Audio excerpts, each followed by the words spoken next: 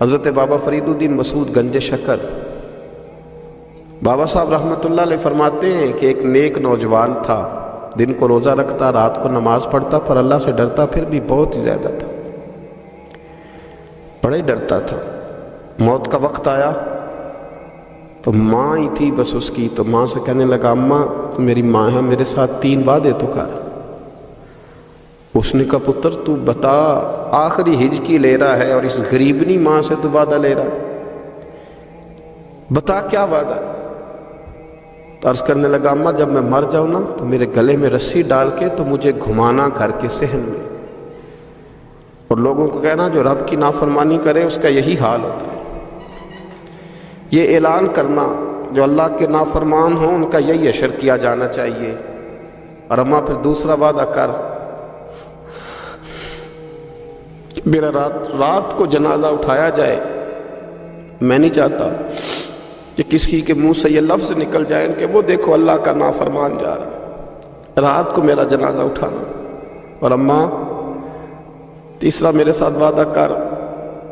کہ لوگ مجھے دفن کر کے آ جائیں گے تو میری قبر پہ چلی جائے گی، عمل میرے پاس کوئی نہیں، پر مجھے لگتا ہے ماں کے قدموں کی برکت سے عرش کا مالک بھی رحم فرمائے گا۔ اماں تو وعدہ کر کہ میرے ساتھ وعدہ کر۔ بابا صاحب رحمۃ اللہ علیہ فرمانے لگے کہ ماں بوڑھی ماں نے وعدہ کر لیا، کہا بیٹے ٹھیک ہے، اگر تیری یہی ضد ہے تو میں تیار ہوں۔ پھر اس نے کلمہ شہادت پڑھا، اس نوجوان کی روح پرواز کر گئی، بوڑھی ماں نے رسی منگائی تو وَلِمَنْ خَافَ مَقَامَ رَبِّهِ جنتان، جو ڈر جائے، اس نے تو کہا تھا نا کہ رسی ڈال کے گھمانا اور کہنا یہ اللہ کا نافرمان ہے، اس کا یہی اشر ہونا چاہیے تھا۔ لیکن جب ماں گلے میں رسی ڈالنے لگی تو گھر کے ہر کونے سے آواز آنے لگی، خبردار یہ رب کا دوست ہے، اللہ کے دوستوں کے ساتھ اس طرح کا معاملہ نہ کیا جائے، اسے چھوڑ دیا جائے۔ اور کہا تمہیں کچھ بھی اور کرنے کی ضرورت نہیں ہے، یہ تو رب کا دوست ہے اور رب کی بارگاہ میں حاضر ہو گیا۔ کوئی بندہ کہے گا کہ یہ تو ایک بابا فرید کا سنایا ہوا واقعہ ہے، سنیے، بخاری میں حدیث ہے، نبی پاک صلی اللہ علیہ وسلم نے فرمایا، حضرت ابو ہریرہ رضی اللہ تعالیٰ عنہ راوی ہیں، حضور فرماتے ہیں ایک شخص مرنے لگا تو اپنے بچوں سے کہنے لگا کہ میں جب مر جاؤں تو مجھے جلا دینا، اور پھر میرے جلے ہوئے وجود کو پیس دینا، پھر مجھے ہوا میں اڑا دینا۔ پتر مجھے اڑا دینا، مجھے بڑا ڈر لگتا ہے، اگر رب نے مجھ سے حساب پوچھا تو میں قابل نہیں ہوں، اڑا دینا مجھے ہواؤں میں۔ اگر اس نے مجھ سے عذاب لیا تو حساب لیا تو بڑا سخت حساب لے گا۔ حضور فرماتے ہیں، بخاری میں موجود ہے، اس کے بچوں نے اسی طرح کیا، اس کے مرنے کے بعد اسے جلایا، ہوا میں اڑا دیا۔ اللہ کے محبوب فرماتے ہیں رب کریم نے حکم دیا زمین کو کہ اس کے ذرات کو جمع کرو، زمین نے ذرے جمع کیے، خدا نے حکم دیا تو اس کا وجود پھر سے اسی شکل میں آیا۔ تو رب کریم نے فرمایا یہ جو تو نے وصیت کی تو کیوں کی؟ اللہ جانتا ہے کہ نہیں جانتا؟ یہ کی تو کیوں کی؟ تو رو پڑا، کہنے لگا اللہ میرے اندر تو طاقت نہیں تھی تیرے سامنے کھڑا ہو کے حساب دے سکوں، تجھے منانے کے لیے تیرے خوف سے ڈر گیا، میں ڈر گیا۔ اگرچہ ہمارے بزرگوں نے لکھا ہے کہ آج یہ وصیت کرنا، اس رنگ میں یہ طرز اختیار کرنا درست نہیں، لیکن آپ غور فرمائیے کہ نبی پاک علیہ السلام فرماتے ہیں جب اس نے کہا نا اللہ تجھ سے ڈر کے یہ کیا، تو رب کریم نے فرمایا جا پھر میں نے تیری مغفرت کر دی، کیونکہ اللہ کو پتہ تھا یہ دل سے بات کر رہا ہے۔ ایک چوتھی بات میرے رسول پاک علیہ السلام نے فرمایا کہ جب رب نہ مانے تو پھر وہ کمزوروں کے صدقے مان جاتا ہے، پھر وہ ضعیفوں کے صدقے مان جاتا ہے۔ فرمایا اللہ تم سے بارشیں روکنا چاہتا ہے، پر تمہارے ضعیفوں، کمزوروں، غریبوں کے صدقے، مجبوروں کے صدقے وہ تم پر بارشیں برساتا ہے۔ حضور فرماتے ہیں رب اشغل اغبر لو اقسم علی اللہ لا برا، کچھ ایسے لوگ ہوتے ہیں کہ ان کے بالوں میں خاک پڑی ہوتی ہے، چہروں پہ مٹی الجھے ہوئے ہوتے ہیں، لیکن اگر وہ اللہ پہ قسم کھا لیں تو اللہ ان کی قسم بھی پوری کر دیتا ہے، قسم بھی۔ حضرت عبداللہ ابن مبارک فرماتے ہیں، ابن قدامہ نے لکھا ہے،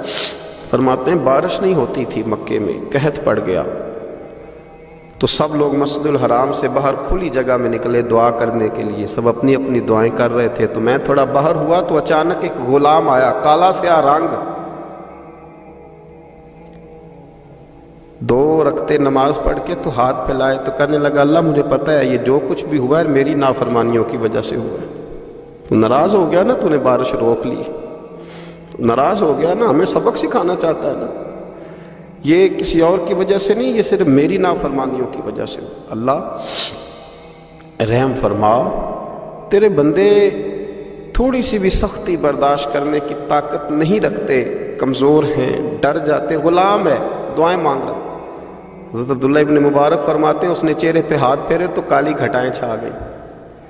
بارش ہونے لگی، میں اس کے پیچھے گیا، اس کا گھر ڈھونڈ آیا، تعقب کیا، پیچھا کیا، گھر میں نے تلاش کر لی، اور گھر کو تلاش کر کے جب میں واپس آیا تو میں نے حضرت فضیل بن عیاض سے ذکر کیا تو کہنے لگے کسی طریقے سے اسے حاصل کرو۔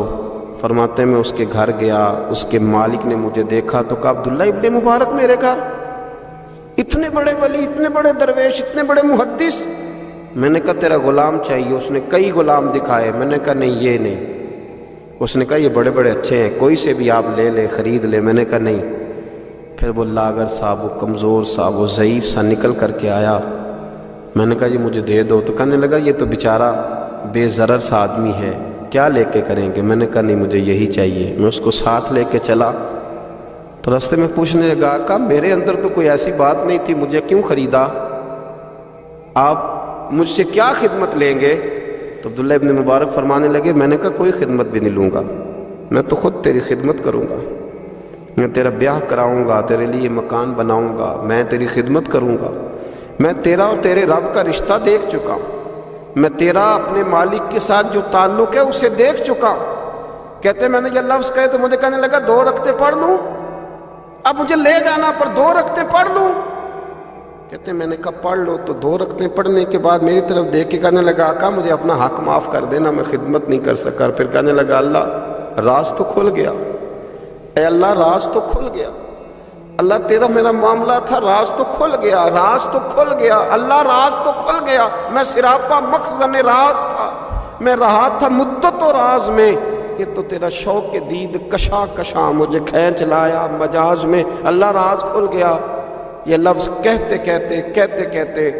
اس شخص نے کلمہ پڑھا اور اس کی روح پرواز کر گئی، اس کی روح ہی پرواز کر گئی۔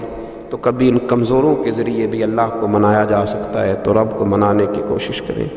اس کے حضور عجز کی کوشش کریں۔ ہر آدمی اپنے گھر میں بیٹھ کر، اپنے مصلے پہ بیٹھ کر، تنہائی میں بیٹھ کر اس سے کہے، اور یاد رکھنا وہ بڑا کریم ہے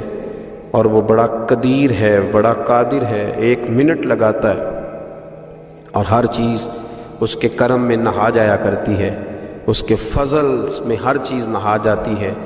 بوڑھے بھی دعائیں کریں، مائیں بھی دعائیں کریں، اور بچے بھی دعائیں کریں۔ آج دعاؤں کی رات ہے، کھل کر دعا کریں کہ اللہ ہمارے حال پہ رحم فرمائے، اللہ ہمیں سمجھنے کی بھی توفیق عطا فرمائے۔ اللہم صلی علی سیدنا ربنا ظلمنا انفسنا وَإِن لَّمْ تَغْفِرْ لَنَا وَتَرْحَمْنَا لَنَكُونَنَّ مِنَ الْخَاسِرِينَ اللہم اعنی علی ذکرک وشکرک وحسن عبادتک ربنا اغفر لی ولوالدی وللمؤمنین یوم یقوم الحساب اللہم اعنی علی ذکرک وشکرک وحسن عبادتک ربنا اغفر لی ولوالدی وللمؤمنین یوم یقوم الحساب۔ اے مالک کریم، آج 15 شعبان المعظم کی عزت والی رات ہے، کرم اور برکت والی رات ہے۔ تیرے پیارے حبیب صلی اللہ علیہ وسلم نے ہمیں فرمایا ہے کہ آج کی رات تم کرم مانگو گے تو اللہ تمہیں عطا فرمائے گا، رزق مانگو گے تو عطا کرے گا، بخشش مانگو گے تو عطا فرمائے گا، تم اس سے جس چیز کا سوال کرو گے وہ تمہیں دے گا۔ اے مالک کریم، تیرے عاجز بندے ہیں، جب دنیا سے تھک جاتے ہیں، کمزور پڑ جاتے ہیں، جب ہمارا عجز ہم پر غالب آ جاتا ہے، جب ہماری کمزوریاں ہمارے سامنے واضح ہو جاتی ہیں، تو پھر تیرے حضور حاضر ہو جاتے ہیں۔ اللہ تیرے بھٹکے ہوئے اور بھاگے ہوئے غلام تیری بارگاہ میں حاضر ہو گئے، ہمارے گناہوں کو معاف فرما، ہمارے گناہوں کو معاف فرما، ہمارے گناہوں کو معاف فرما، جو چھپ کر کیے وہ معاف فرما، اے اللہ جو ظاہر ہو گئے وہ بھی معاف فرما، اے مالک کریم جو ہم سے بھول کر ہو گئے وہ بھی معاف فرما، جو ہم نے جانتے بوجھتے شعور رکھتے ہوئے کیے وہ بھی معاف فرما، ہم سے درگزر فرما، ہمارے حال پہ رحم فرما، اے اللہ کرم نوازی فرما، اے مالک کریم بہت سارے لوگ باشعور ہیں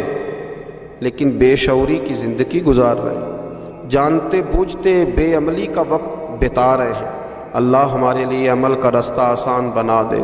اے اللہ بتانے والے بڑے، سمجھانے والے بڑے، عمل کرنے والے تھوڑے رہتے جا رہے،